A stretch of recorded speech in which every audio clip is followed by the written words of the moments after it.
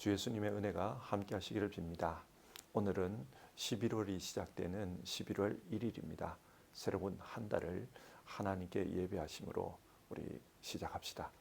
먼저 사도신경으로 우리의 신앙을 고백하겠습니다. 나는 전능하신 아버지 하나님 천지의 창조주를 믿습니다. 나는 그의 유일하신 아들 우리 주 예수 그리스도를 믿습니다.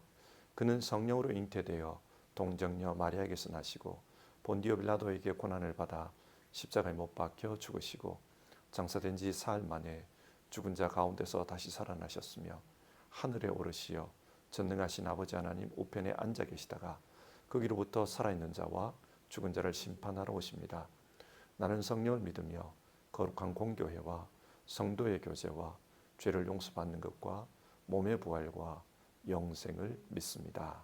아멘. 오늘 살펴볼 하나님의 말씀은 요한복음 17장 21절부터 23절까지의 말씀입니다. 21절에서 23절 받들어 읽겠습니다. 아버지께서 내 안에 계시고 내가 아버지 안에 있는 것과 같이 그들도 하나가 되어서 우리 안에 있게 하여 주십시오. 그래서 아버지께서 나를 보내셨다는 것을 세상이 믿게 하여 주십시오. 나는 아버지께서 내게 주신 영광을 그들에게 주었습니다. 그것은 우리가 하나인 것과 같이 그들도 하나가 되게 하려는 것입니다. 내가 그들 안에 있고 아버지께서 내 안에 계신 것은 그들이 완전히 하나가 되게 하려는 것입니다. 그것은 또 아버지께서 나를 보내셨다는 것과 아버지께서 나를 사랑하신 것과 같이 그들도 사랑하셨다는 것을 세상이 알게 하려는 것입니다. 아멘. 오늘은 요한복음 17장과 18장의 말씀을 살펴보겠습니다. 요한복음 17장과 18장은 예수님의 순환에 대해 말씀하고 있습니다. 여기서 요한복음은 다른 복음서와는 조금 다른 방식으로 내용을 기록하고 있습니다. 다른 복음서들을 보면 예수님께서 잡히시기 전 겟세마네 동산에서 아버지께서는 모든 일을 하실 수 있으니 내게서 이 잔을 거두어 주십시오. 그러나 내 뜻대로 하지 마시고 아버지의 뜻대로 하여 주십시오. 그렇게 기도했다고 합니다.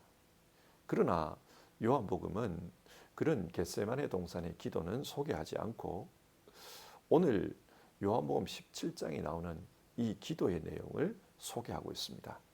자, 그러면 예수님께서 십자가에 달리시기 전 어떤 기도를 하셨는지 그 내용을 함께 살펴봅시다. 먼저 17장입니다. 1절에서 5절을 보면 이 기도의 첫 번째 내용이 나옵니다. 예수님께서는 자신의 죽음을 통해 하나님께 영광을 돌리게 해달라고 기도하십니다. 1절을 보십시다. 아버지, 때가 왔습니다. 아버지의 아들을 영광되게 하셔서 아들이 아버지께 영광을 돌리게 하여 주십시오. 이 기도문을 보면 예수님 스스로가 자신을 어떻게 생각하셨는지 그 정체성이 드러나 있습니다. 어떻게 생각하셨습니까? 하나님의 아들입니다. 하나님을 아버지라고 부릅니다. 17장 전체를 보면 예수님께서 하나님을 아버지로 부르는 것이 총 6번 나옵니다. 예수님은 스스로를 하나님의 아들로 인식하셨습니다. 자, 그러면 하나님의 아들로서 어떤 일을 하십니까? 2절을 보시면 하나님의 아들로서 예수님이 무슨 일을 하기 위해 이 땅에 오셨는지 그 목적이 나옵니다. 2절을 보겠습니다. 아버지께서는 아들에게 모든 사람을 다스리는 권세를 주셨습니다. 그것은 아들로 하여금 아버지께서 그에게 주신 모든 사람에게 영생을 주게 하려는 것입니다. 하나님의 아들로서 예수님은 모든 사람에게 영생을 주시기를 원하셨습니다. 여러분, 영생이 무엇입니까? 흔히들 영생을 생명이 영원히 지속되는 것, 그렇게 생각합니다. 시간의 관점에서 보는 것이지요. 그래서 끝이 없는 생명, 그것을 영생이라고 생각합니다. 그런데 이렇게 한번 생각해 봅시다. 마가복음 9장 48절을 보면 지옥에서는 그들을 파먹는 구더기들도 죽지 않고 불도 꺼지지 않는다. 그런 무서운 말이 나옵니다. 지옥에서도 생명은 계속된다는 뜻입니다. 그런데 지옥에서 고통스럽게 계속되는 생명, 끝이 없는 생명, 여러분 그것이 과연 영생일까요? 그것이 만약 영생이라면 여러분은 그 영생을 소원하십니까? 어떤 분이 이 땅에서 정말 많은 어려움과 고통을 당하셨다고 가정해 봅시다. 질병으로 인해서 육체적인 고통도 많이 당했습니다. 그런데 그런 고통이 영원히 계속된다. 그것이 영생이라면 누가 그런 영생을 얻고 싶어 하겠습니까? 오늘 성경이 말씀하는 영생은 그런 것이 아닙니다. 영생은 끝이 없는 영원한 생명이 아니라 본질적으로는 하나님의 생명에 참여하는 것입니다. 영생은 지금 내가 가지고 있는 이 생명과는 전혀 다른 생명이다. 하나님께서 주시는 하나님의 생명입니다. 그래서 그 영생을 가지면 하나님의 성품을 닮은 삶을 살 수 있습니다. 영생을 얻은 자는 하나님의 영광에 참여하는 그런 삶을 살게 됩니다. 이 영생은 예수님께서 우리에게 주시는 것입니다. 자, 그러면 예수님께서 이 영생을 주시기 위해서 어떻게 하려고 하십니까? 3절을 보시면 영생은 오직 한 분이신 참 하나님을 알고 또 아버지께서 보내신 예수 그리스도를 아는 것입니다. 영생은 하나님을 알 때 얻을 수 있습니다. 여기서 안다는 말은 히브리어 야다를 헬라어로 번역한 것입니다. 야다, 연합한다는 것이죠. 어떻게 하나님과 우리가 연합합니까? 믿음을 통했습니다. 믿음은 하나님의 은혜가 우리에게로 전해오는 통로입니다. 그처럼 하나님에게 있는 그 생명, 하나님의 생명이 믿음을 통해 우리에게로 전해옵니다. 그런데 문제는 우리가 하나님을 잘 알지 못한다는 데 있습니다. 하나님이 어떤 분인지를 바르게 알지 못하는데 어떻게 하나님을 바르게 믿을 수 있겠습니까? 요한복음을 읽다 보면 계속해서 나오는 내용이 예수님과 유대인들 사이의 충돌입니다. 유대인들은 스스로 하나님을 잘 알고 있다고 생각했습니다. 그래서 하나님을 믿는다고 생각했습니다. 그런데 예수님이 보니까 그들은 하나님을 알지 못했습니다. 따라서 유대인들은 바른 믿음을 가지지 못했습니다. 우리도 마찬가지입니다. 하나님을 알지 못하면 어떻게 하나님을 바르게 믿을 수 있겠습니까? 그래서 하나님의 아들이신 예수님이 이 땅에 오신 것입니다. 하나님이 어떤 분인지를 알려주기 위해서 하나님의 아들이 오셨습니다. 요한복음 14장 8절 제자 빌립이 예수님께 이런 요구를 합니다. 하나님 아버지를 우리에게 보여주십시오. 그때 예수님께서 어떻게 말씀합니까?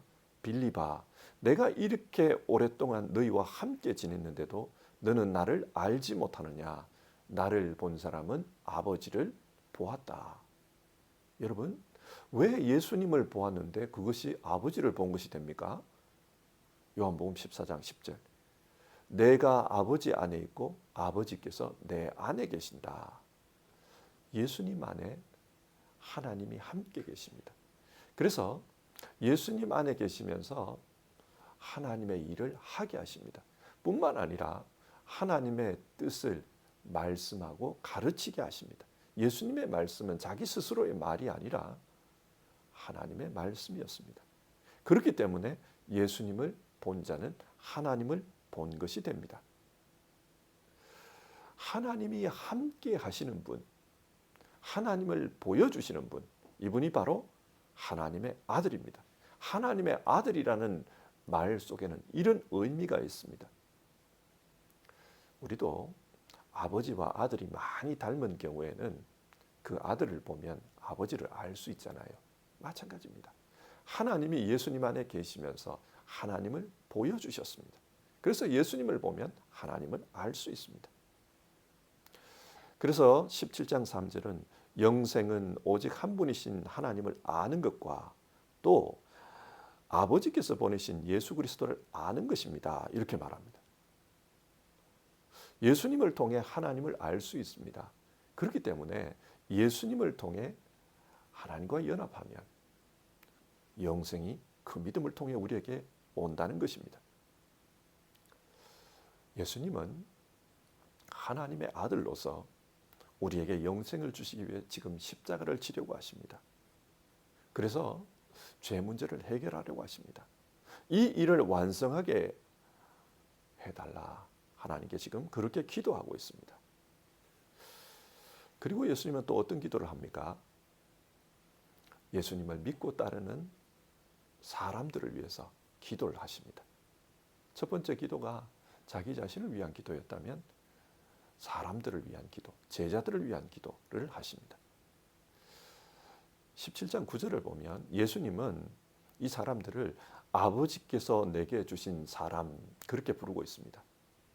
영생을 주시기 위해서 하나님께서 예수님에게로 보낸 사람들, 그들을 위해 기도합니다. 어떻게 기도합니까? 11절 거룩하신 아버지, 아버지께서 내게 주신 아버지의 이름으로 그들을 지켜주셔서 우리가 하나인 것과 같이 그들도 하나 되게 하여 주십시오. 믿는 사람들이 하나 되어 살게 해달라고 기도합니다. 교회 공동체를 위한 기도입니다. 사람들은 본능적으로 자기 중심적입니다. 아담의 후손으로 태어난 모든 사람들은 자기 중심적이에요. 사람을 한번 보십시오. 사람들은 전부 자기가 중심이 되어서 이 세상을 이해합니다. 내 중심적으로 이 세상을 생각하고 이해합니다. 그러다 보니 서로 충돌하고 다툽니다. 이것이 죄 아래 살고 있는 인간의 모습입니다. 그러나 예수님은 교회 공동체 사람들은 하나가 되게 해달라고 합니다. 어떻게 하나가 됩니까? 죄 아래 사는 것이 아니라 인간의 본능을 따라 사는 것이 아니라 하나님의 은혜로 살게 해달라는 말입니다. 하나님의 은혜 아래 사는 삶이란 예수님과 하나님이 하나이듯 은혜 안에서 서로 하나가 되는 것입니다. 더 이상 죄의 본능을 따라 살지 않습니다. 그렇기 때문에 하나가 될 수 있는 겁니다. 이렇게 하나가 된 사람들은 거룩하게 살 수 있습니다. 17절인데요. 진리로 그들을 거룩하게 하여 주십시오. 하나님 아버지의 말씀은 진리입니다.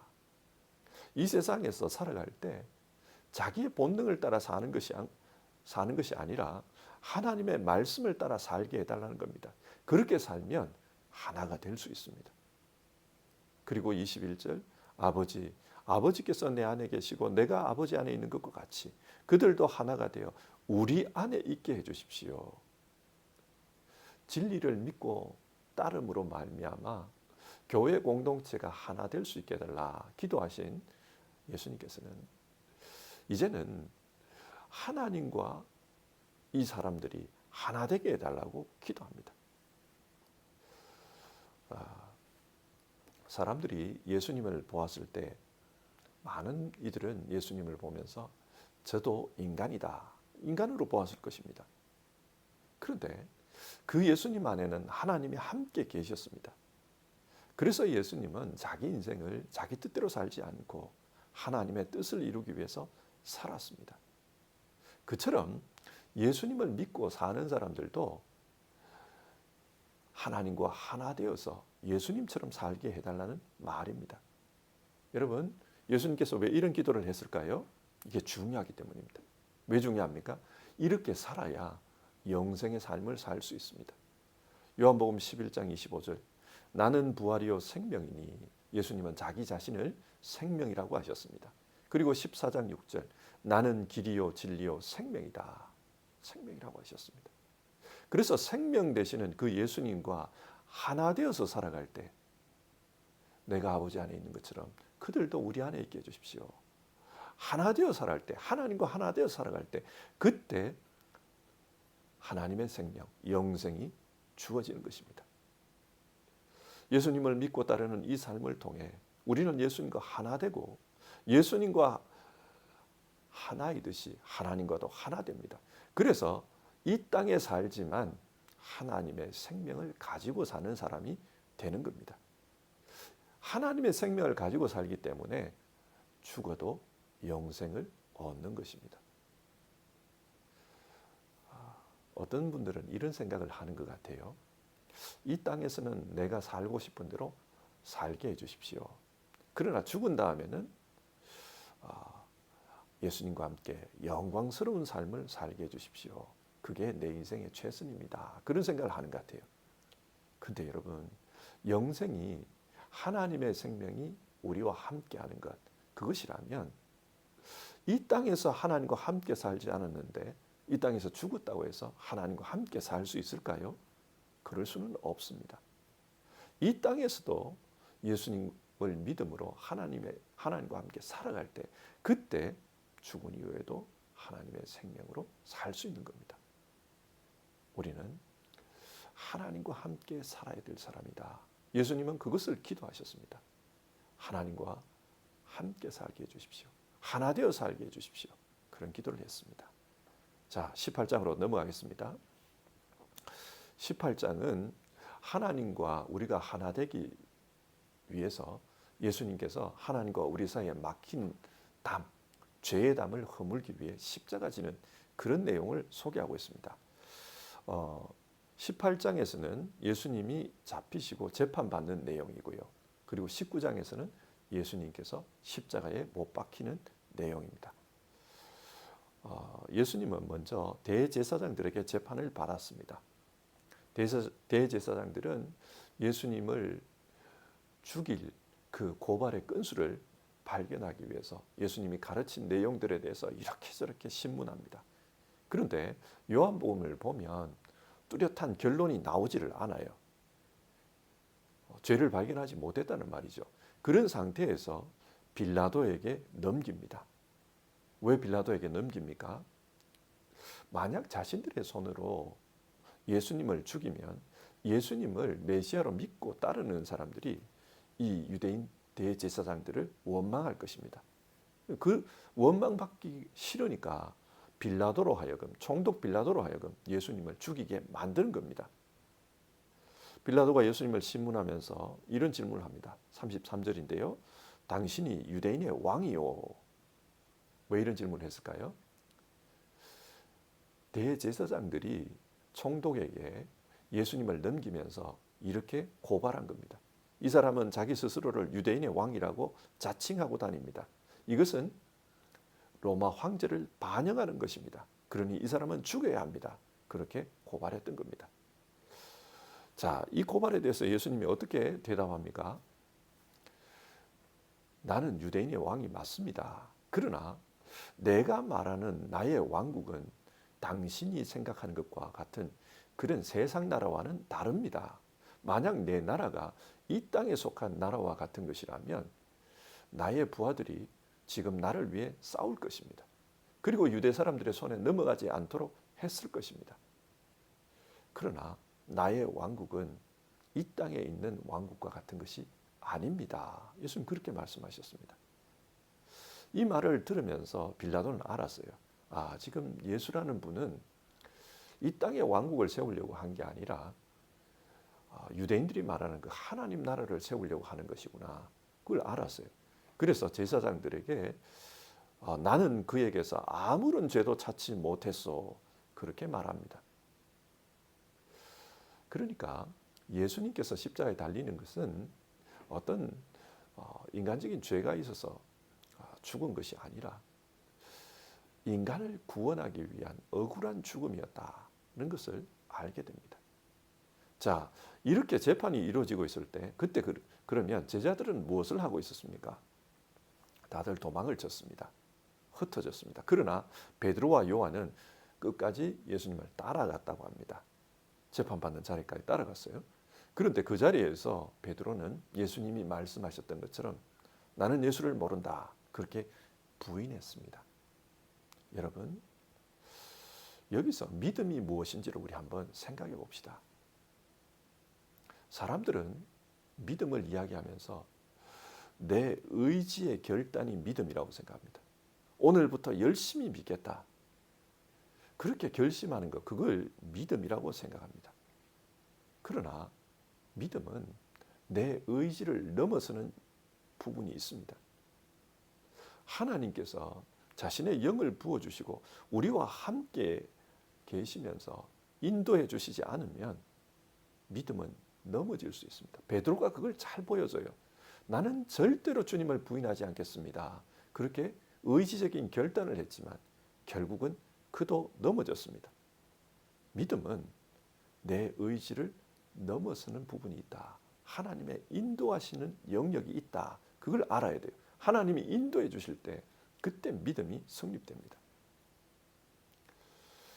현실에서 보면 많은 분들이 나는 하나님을 믿겠습니다. 그렇게 고백하고 세례를 받습니다. 그런데 하나님을 떠나버린 그런 경우를 많이 봅니다. 신앙을 떠나버려요. 뭘 말합니까? 신앙은 이런 인간의 결단의 영역이 아니라는 거예요. 물론 결단하는 부분도 있죠. 그러나 그 영역을 넘었습니다. 중요한 것은 하나님이 우리와 함께하는 거예요. 베드로를 보십시오. 오순절 날 성령이 임재하십니다. 그리고 그 성령이 함께 계시면서 역사하십니다. 그러니까 베드로가 많은 어려움을 겪었지만 그러나 주를 부인하지 않고 끝까지 주를 따르는 것을 볼 수 있습니다. 이렇게 우리와 하나님이 함께 할 때 그때 참된 믿음은 가능합니다. 여기서 중요한 게 있어요. 뭡니까? 믿음이 나의 의지가 아니라 하나님이 함께 하시는 것이다. 그게 믿음이라면 여러분, 나는 의지적으로 넘어질 수 있어요. 그러나 하나님이 나와 함께 하신다면 나는 또다시 일어설 수 있습니다. 하나님이 나를 인도해 주시는 거기에 믿음의 중요점이 있다면 나는 다시금 하나님을 따를 수 있습니다. 베드로가 그걸 보여줍니다. 자, 오늘 말씀을 한번 정리해 봅시다. 예수님은 십자가에 달리시기 전에 예수님 자신이 십자가를 지는 것에 대해서 또 자기를 믿고 따르는 사람들을 위해서 그렇게 기도하신 것을 봅니다. 예수님은 하나님의 뜻을 이루도록 십자가를 지는 일, 이 일을 감당할 수 있게 해달라고 기도했습니다. 뿐만 아니라 우리를 위해서도 교회가 하나 되게 해주십시오. 뿐만 아니라 하나님과 이 교회의 성도들이 하나 되어 살게 해주십시오. 하나님의 인도하심 속에 살게 해주십시오. 그 기도를 했습니다. 수직적으로 하나님과 하나 되게 해달라. 수평적으로는 모든 믿는 자들이 분열되지 않고 하나 되게 해달라. 하나된 삶을 살게 해달라. 그 기도를 드렸습니다. 우리는 하나님과 하나 되어 사는 사람입니다. 하나님과 하나 되어 살아간다. 이것을 믿고 인정하는 것, 그리고 그렇게 사는 것, 거기에 믿음이 있습니다. 하나님과 하나 되어 살면 성령께서 우리와 함께 하십니다. 요한복음 16장에 나오는 내용인데 보혜사 성령이 우리와 함께 계시면서 우리를 지켜주시고 인도해 주십니다. 그래서 하나님의 은혜 가운데 살 수 있도록 도와주십니다. 성도 여러분, 믿음은 우리에게 영생을 주는 그 통로입니다. 하나님의 영생이 임하는 통로입니다. 그래서 믿음이 중요합니다. 그런데 이 믿음이라는 것은 내 의지의 영역만을 의미하지 않습니다. 내가 하나님을 믿습니다. 그것도 맞아요. 그러나 그게 전부가 아니에요.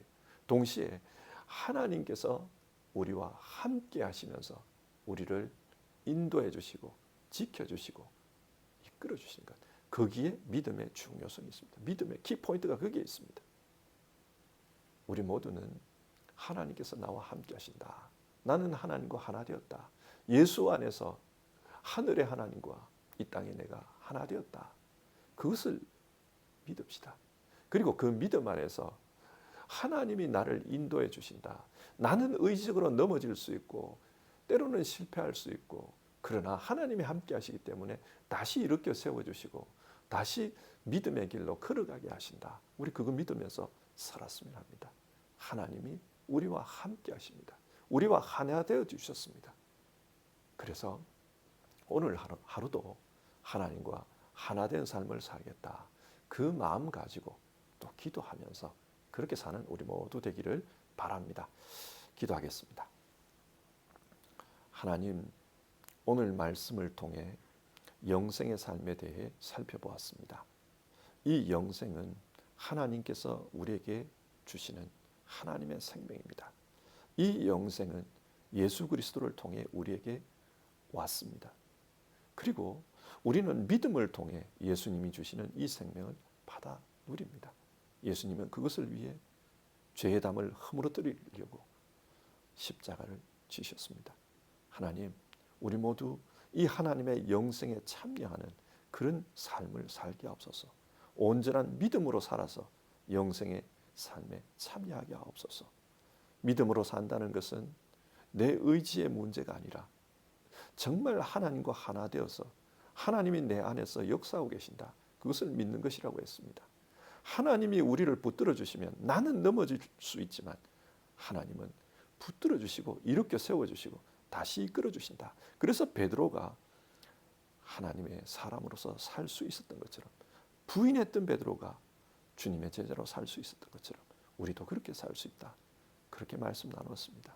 주님, 오늘도 주님 믿으며 주님과 함께 사는 우리 모두 되게 하옵소서.